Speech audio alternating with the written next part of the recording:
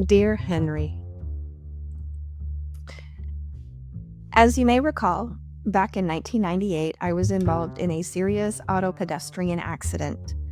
Then, about 15 months later, I went through the intense experience of delivering my youngest son at just 26 weeks, under circumstances that were far from ideal. Since then, I've dedicated myself to physical therapy and have pushed through many challenges, but there are moments that hit me hard and remind me of the lasting effects of that accident. It's disheartening when setbacks occur, and I often find myself grappling with feelings of bitterness over what I've lost. Recently, that sense of loss has reared its head again. We've discussed my dream of walking the Camino de Santiago, and I've been committed to training for it. I've even returned to work at the bookstore, as I believe there is no better through-hike training than walking from one end of that large space to the other. Besides that, I've been walking 3 or 4 miles daily.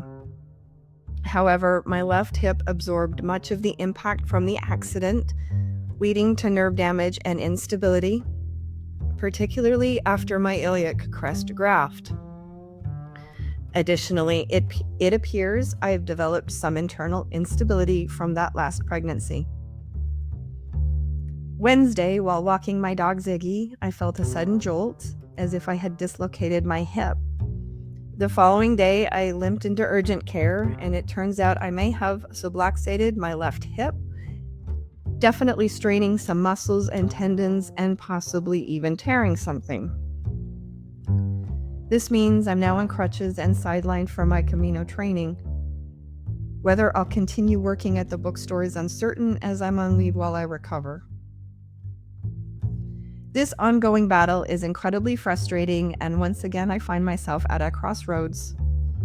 Do I push through yet another rigorous physical training therapy program to stabilize my pelvis? That's a tough question.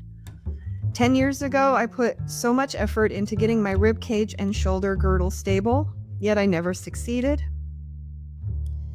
And that struggle ultimately forced me to retire from my accounting career at just 44. So when is it time to sit back and stop trying? Deep down, I know I will get back up again to do physical therapy. I've never quietly accepted defeat, ever. But right now, I feel a little drained, and I crave a little rest, and I might even indulge in some self-pity for a while. Still, I'll keep my goal of the Camino in sight.